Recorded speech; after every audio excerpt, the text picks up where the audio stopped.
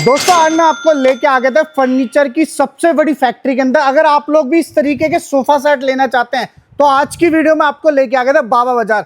Sandeep sir, कितनी range से शुरुआत कर देते हो? सर हमारे पास में सबसे पहले आप रेंज दिखाइए कि जहां तक आपकी नजरें जा रही हैं सर वहां तक आपको सोफे दिख रहे हैं, क्योंकि हमारी खुद का मैन्युफैक्चरिंग है तो आप कोई भी कलर साइड एंड बनवा सकते हैं जी। सर एक बार सोफा के फैब्रिक दिखाइए। करीबन 1000 कलर के फैब्रिक हमारे पास में मौजूद हैं। बिल्कुल सर अगर आपको बाबा बाजार फर्नीचर हाउस आना है तो 5 से 7 घंटे का समय लेके आइएगा, क्योंकि इतना सारा कलेक्शन है कि 5 से 7 घंटे तो आपको इस कलेक्शन को देखने में लग जाएंगे। बिल्कुल सही बात दोस्तों सबसे बड़ी बात कि फर्नीचर हमारे यहाँ किस्तों पर उपलब्ध, all over India delivery free. और प्राइजिंग की बात कर लेते हैं तो प्राइजिंग आपको हिंदुस्तान में सबसे अच्छा सस्ता मिलने जा रहा है।